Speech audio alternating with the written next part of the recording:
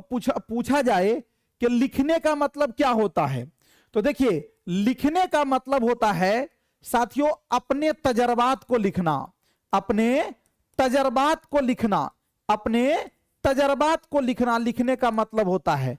अगर आपको यह पूछ ले पढ़ने का मतलब क्या होता है, तो पढ़ने का मतलब होता है माना को अखज करना, माना को अखज करना, बात समझ रहे हैं।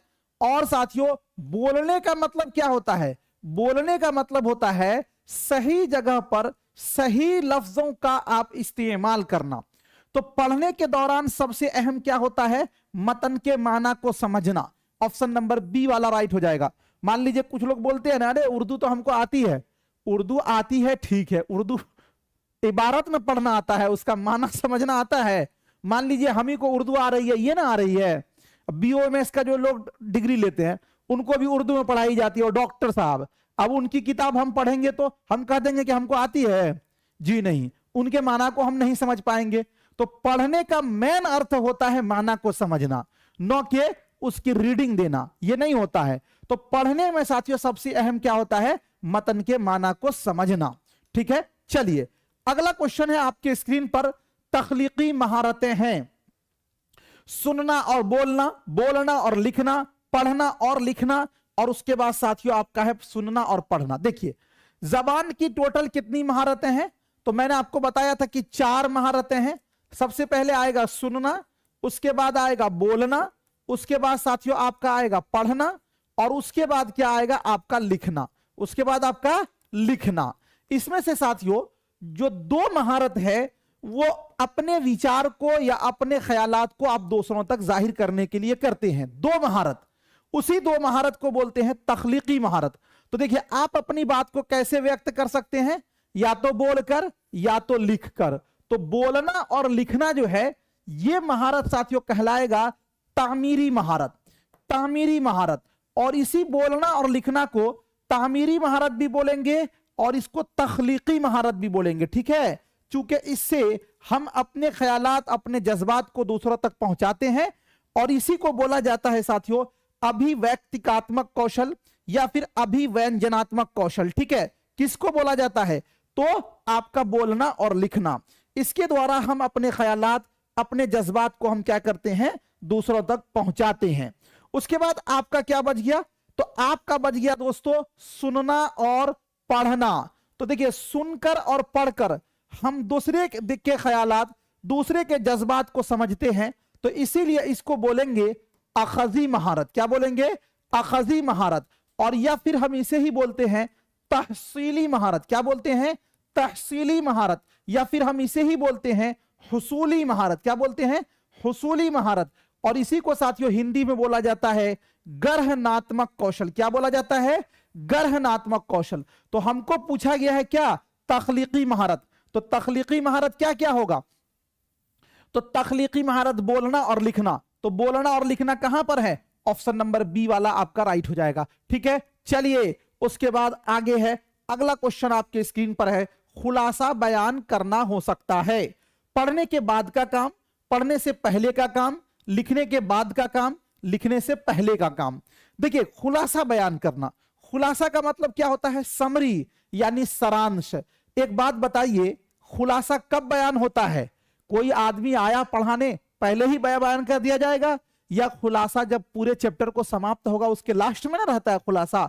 तो खुलासा बयान जो है ये पढ़ने के बाद का काम है। कब का काम है, पढ़ने के बाद का काम है। तो ऑप्शन नंबर जो है आपका ए वाला क्या हो जाएगा, राइट हो जाएगा। ठीक है, अगला क्वेश्चन आपके स्क्रीन पर है, साजिदा किसी किताब के औराक को पलटकर देख रही है, इस तरह वो क्या कर रही है, तस्वीरें देख रही है, संजीदगी से पढ़ रही है, किसी मखसूस चीज की तलाश कर रही है, सरसरी मुताला कर रही है।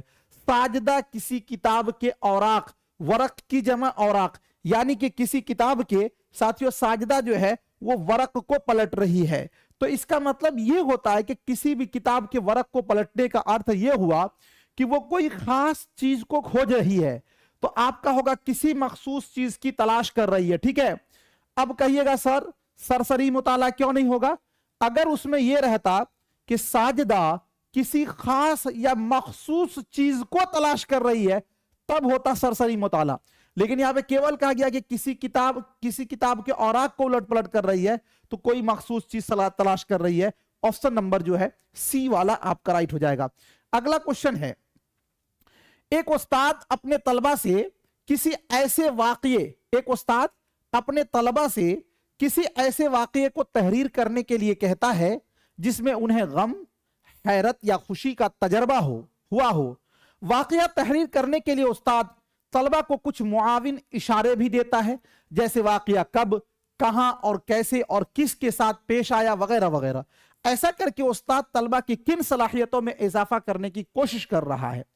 लिखने की रफ्तार में, खुशखत तहरीर में, याददाश्त में, तख्लीकी महारत में। देखिए क्या कह रहा है कि एक उस्ताद ने साथियों यह किया कि तलबा से कोई एक ऐसा वाकया लिखने के लिए कहा जिसमें उन्हें गम, हैरत या खुशी का तजर्बा हो।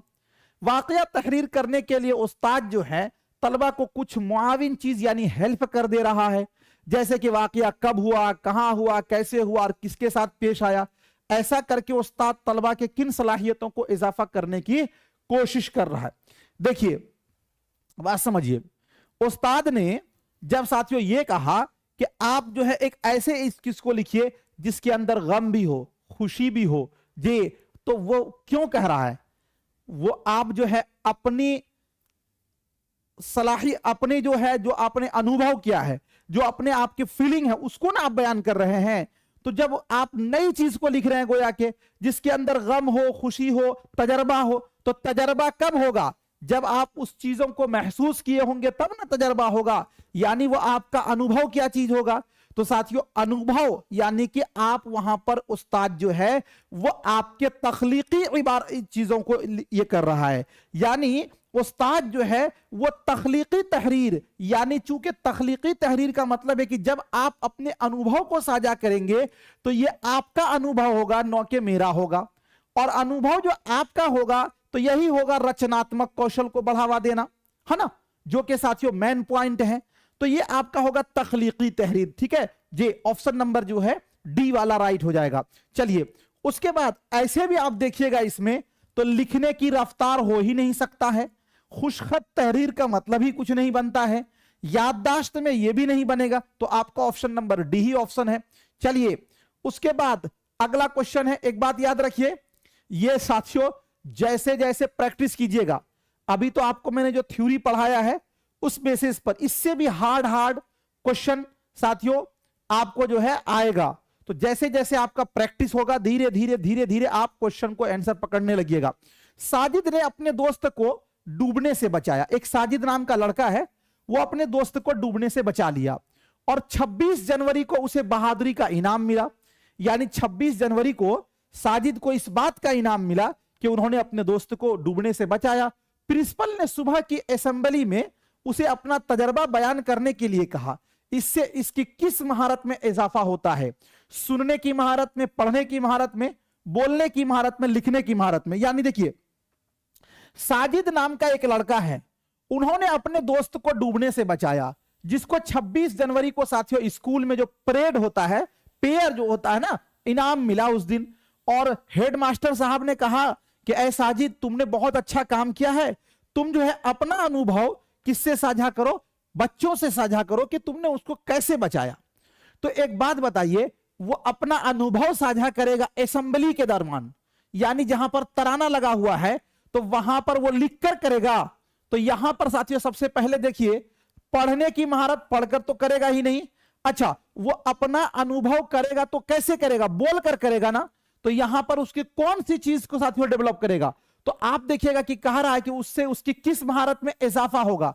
तो अनुभव को जब वो साझा करेगा तो बोलकर करेगा, तो उसकी बोलने की सलाहियत बढ़ेगी, अन्य के सुनने की, यहां तो सुनने का कोई बात ही नहीं है, लिखने की भी कोई बात नहीं है, तो उसका क्या होगा? बोलने की महारत होगी। ये ऑप्शन नंबर सी वाला आपका राइट हो जाएगा। और एक बात ये समझ लीजिए आप साथियों, पेडागोजी के अंदर क्या होता है कि जब लंबे लंबे सवालात होते हैं तो उसको देखकर आपको भागना नहीं है, इसको समझ शुरू करता है। और ये खास टॉपिक क्या हो सकता है? मुजव्वजा मौजू से मुतारफ होना और उससे मुताल्लिक ख्यालात जमा करना, दिमाग में बहुत सी मालूमात का लाना, मौजू के समझने के लिए दिमाग पर जोर देना, सेहतमंद दिमाग के लिए योगा कर जे। 7 नंबर सवाल का क्या होगा राइट आंसर जे? 7 नंबर सवाल का क्या होगा राइट आंसर? क्या कहा जा रहा है कि एक उस्ताद जो है वो लिखने का आगाज कर रहा है किससे? कोई खास यानी मखसूस मौजू पर, यानी एक खास टॉपिक है। मान लीजिए कि हम लिख रहे हैं यौम आजादी, ये हमारा एक मखसूस टॉपिक है, या हम लिख रहे हैं यौम जमहूरिया, ये भी हमारा क्या है? एक मखसूस टॉपिक है, या हम लिख रहे हैं कि हमारा समाज, ये भी हमारा मखसूस टॉपिक है। तो एक उस्ताद लिखने का आगाज मखसूस मौजू पर गौर खौज से करता है, यानी बहुत सोच विचार के करता है। यहां मखसूस मौजू पर गौर खौज से क्या मुराद है? तो अगर ये बोले कि दिमाग में बहुत से मालूमात का लाना, जी नहीं। मौजू को समझने के लिए दिमाग पर जोर देना, वो तो मौजू आपका मखसूस है तो पहले ही वो फिक्स है, ये भी नहीं होगा। सेहतमंद दिमाग के लिए योगा करना, ये भी नहीं है। मुजव्वजा मौजू से मुतारफ होना और उससे मुताल्लिक ख्यालात जमा करना। मुजव्वजा मौजू का मतलब ये होता है कि वो मौजू जो आपने फिक्स किया है, यानी वो मौजू जिसका आपने फैसला किया है कि इस मौजू पर हमें लिखना है, तो पहले आप उससे क्या होंगे? जानकारी लेंगे कि वो मौजू क्या है, और फिर उसके मुतालिक आप अलग अलग ख्यालात को जमा करेंगे। तो ये जो है ना ऑप्शन नंबर ए वाला इसका पॉजिटिव है, ऑप्शन नंबर ए वाला आपका राइट हो जाएगा। अगला क्वेश्चन, कहानी पढ़ते वक्त चौथी जमात की राबिया का साबका किसी गैर मानूस लफ्ज से पढ़ता है तो उसे क्या करना चाहिए? लफ्ज को नजरअंदाज करे, सियाक के मुताबिक उसका माना कयास करे, किसी से उस लफ्ज का माना पूछे, लुगत में इस लफ्ज का माना देखे। यानी देखिए, कहानी को पढ़ रहा है, कहानी को पढ़ते वक्त एक चौथी क्लास की राबिया नाम की एक लड़की है, और उसको पढ़ते पढ़ते पढ़ते पढ़ते एक गैर मानूस लफ्ज आया। गैर मानूस लफ्ज, वो लफ्ज जिसका उसको माना पता नहीं है।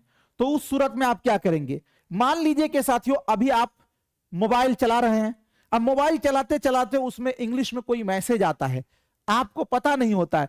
आप थोड़ा सा इंग्लिश अगर आपको नहीं आती है, आगे पीछे आप दिमाग लड़ाते हो कि अरे क्या है, आप आगे पीछे करके आप मैसेज का माना समझ लेते हैं। आगे पीछे जो करके समझे, यानी अगर किसी लफ्ज का माना आपको पता नहीं है तो आगे पीछे जो करेंगे तो वो खुद से करेंगे ना। और जब खुद से कीजिएगा तो आपका साथियों जो खुद से आगे पीछे करके यानी माना समझने का सलाहियत बढ़ेगा। एक में कीजिएगा, दो में कीजिएगा, तीसरे में कीजिएगा, चौथे में आपका ऑटोमेटिकली हो जाएगा। तो यहां पर जो गैर मानूस लफ्ज आया है, अगर हम लफ्ज को नजरअंदाज कर देंगे तो उसका तो माना का पता नहीं चलेगा। किसी से उस लफ्ज का माना पूछ लेंगे। एक बात बताइए, किसी से कब तक पूछेंगे? जबकि हमको एनसीएफ 2005 ये कहता है कि खुद से करना है, तो किसी से पूछने का हमारी सलाहियत नहीं बढ़ेगी, निखार नहीं होगा। तो ये वाला भी नहीं होगा। लुगत में उस लफ्ज का लुगत में माना देखेंगे तो उससे हमारी सलाहियत बढ़ेगी, सोचने का क्षमता बढ़ेगा, नहीं ना बढ़ेगा, ये भी नहीं होगा। सियाक के मुताबिक उसका माना कयास करेंगे। सियाक का मतलब होता है संदर्भ के अनुसार। जैसे आपके मोबाइल में मैसेज आता है, आपको इंग्लिश नहीं आती है तो आप क्या करते हैं? आप आगे पीछे करके माना को पता करते हैं। तो वही संदर्भ हुआ, वही सियाक हुआ। तो यहां पर भी अगर कोई ऐसा लफ्ज आ गया जिसका राबिया को माना पता नहीं है तो वो उसको सियाक में करेंगे। अच्छा, सियाक में क्यों करेंगे? सियाक में इसलिए करेंगे कि उसमें खुद से करने का फीलिंग होगा, उसमें खुद से करना होगा, इसीलिए। तो ये आपका जो है ऑप्शन नंबर बी वाला आपका क्या हो जाएगा? राइट हो जाएगा जे। उसके बाद आगे है जे। अगला क्वेश्चन है आपके स्क्रीन पर, कहा जा रहा है कहानी सुनाना तदरीस का एक तरीका है जो आमोजगार की डॉट डॉट में इजाफा करता है। सिर्फ बोलने की महारत में, पढ़ने और लिखने की महारत में, सुनने और बोलने की महारत में, सिर्फ सुनने की महारत में। सबसे पहले आप यहां पर एक चीज आप समझ लीजिए, उसके बाद आप आगे बढ़ेंगे तब आपको समझ में आएगा। कहानी सुनाना तदरीस का एक तरीका है, मतलब कहानी सुनाना शिक्षण का एक क्या है? तरीका है, मेथड है, जो आमोजगार की डॉट डॉट में इजाफा करता है। मतलब आप देखिएगा भाषा के क्लास में आपको कहानी सुना जाएगा। कहानी सुनने से क्या फायदा होगा? कहानी सुनने से सबसे एक बड़ा फायदा यह होगा कि आपको लफ्जों का इस्तेमाल करना आएगा। कहानी सुनने से सबसे बड़ा फायदा यह होगा कि आपको लफ्जों को उतार चढ़ाव आएगा और उसमें गैर मानूस लफ्ज आएंगे जी, मुहावरा ज़रबुल मसल का इस्तेमाल पता में आएगा।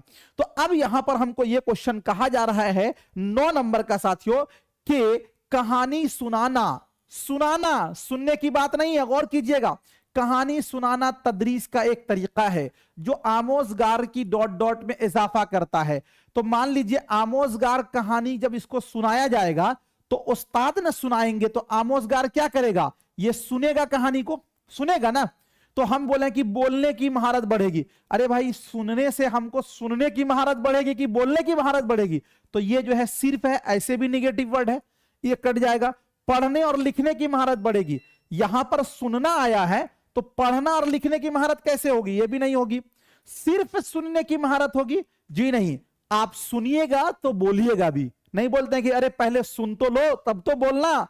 तो कहानी सुनने से हमारे सुनने की सलाहियत भी बढ़ेगी और बोलने की भी सलाहियत बढ़ेगी। तो ऑप्शन नंबर जो है सी वाला आपका क्या हो जाएगा, राइट हो जाएगा। ऑप्शन नंबर जो है सी वाला आपका क्या हो जाएगा, राइट हो जाएगा। जबान की महारतों को बेहतर तौर पर सीखा जा सकता है, यानी जो भाषा के स्किल हैं उसको हम कैसे बेहतर से बेहतर सीख सकते हैं। चैलेंज से और पुर और मिकनाकी मश्क के जरिया, महज तहरीर और इम्तिहान और तफवीजात के जरिया जब उन्हें अलग पढ़ाया जाए, यानी एक वक्त पर एक महारत, अगर चारों महारतों की तदरीस मरबूत तरीका से हो। देखिए क्या कहा जा रहा है कि जो जबान की महारत है, तो जबान की कितनी महारत है साथियों, 4 महारत है। कौन कौन से, सुनना, बोलना, और उसके बाद आपका पढ़ना, और उसके बाद आपका लिखना। कहा यह जा रहा है कि अगर इस चारों महारत को हम बेहतर तौर पर सिखाया जाए तो कैसे सिखाया जा सकता है। हम ये बोले कि चैलेंज से पुर और मिकनाकी मश्क, यानी खूब बहुत ही चैलेंज भरा काम है, तो ये तो हमारा आंसर गलत हो जाएगा।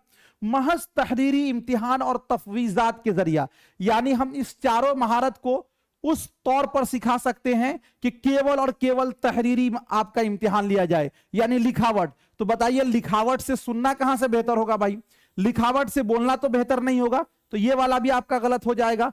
जब इन्हें अलग पढ़ाया जाए, यानी एक वक्त पर एक महारत, ये बहुत अच्छा लग रहा होगा कि अगर हम ये बोलें कि इन सभी को अलग अलग पढ़ाया जाए, मतलब 2 साल आपको पढ़ाया जाए सुनने का, खाली स्क्रिप्ट सुनने के लिए बना दिया जाए, 2 साल आपको पढ़ा दिया जाए केवल बोलने के लिए कहा जाए, 2 साल आपको पढ़ने के लिए कहा जाए, और 2 साल आपको लिखने के लिए कहा जाए। अब बताइए इस तरह विकास होगा आपका, या फिर आपको चारों मरबूत चलते हैं, चारों आपस में अंतस्थ होते हैं। एक बात याद रखिए, जबान की ये जो 4 महारत है, सुनना, बोलना, पढ़ना, लिखना, ये चारों साथियों आपस में एक साथ इसका विकास होता है, ये एक साथ डेवलप करता है, अलग अलग इसको नहीं किया जा सकता, ये आपस में अंतः संबंधी होते हैं। तो ये जो है जबान की महारतों को बेहतर तौर पर सिखाया जा सकता है। जे क्या है साथियों, अगर चारों महारत की तदरीस मरबूत तरीका से हो, अगर चारों महारत की तदरीस मरबूत तरीका से हो। मरबूत का मतलब है कि एक मतलब सिस्टमेटिक ढंग से हो। तो ऑप्शन नंबर जो है डी वाला आपका क्या हो जाएगा, राइट हो जाएगा। अगला क्वेश्चन है, कोई एक जबान डॉट डॉट रस्मुल खत में लिखी जा सकती है। हां, इसमें थोड़ा बहुत रद्दो बदल हो सकता है। महदूद, तमाम, 3 और 1। मैंने आपको बताया कि किसी भी जबान को आप कितने रस्मुल खत में लिख सकते हैं। तो साथियों किसी भी जबान को आप जितने रस्मुल खत का मतलब स्क्रिप्ट यानी लिपि, तो कोई भी जबान को आप किसी भी रस्मुल खत में लिख सकते हैं। तो ये साथियों कोई एक जबान तमाम रस्मुल खत में लिखी जा सकती है। ऑप्शन नंबर जो है बी वाला राइट हो जाएगा। जैसे देखिए, अगर हम ये लिखें, आपको कहें आपको पानी लाओ, क्या लिखें, पानी लाओ, तो ये कौन सा रस्मुल खत है, तो कहिएगा सर उर्दू में लिखा गया, तो ये आपका फारसी रस्मुल खत है। और इसी को अगर हम इस तरह लिख देते हैं कि पानी लाओ, पानी लाओ, तो अब कहिएगा सर कि ये कौन सा रस्मुल खत है, तो ये आपका क्या हो जाएगा, हिंदी में है, तो ये आपका देवनागरी है। क्या है, ये आपका देवनागरी है। अच्छा, अगर हम इसी को इस तरह लिख देते हैं, पानी लाओ, पानी लाओ, तो अब बताइए कि ये किस रस्मुल खत में लिखा गया, तो इंग्लिश में है, तो ये आपका रोमन हो गया। तो एक बात हमको बताइए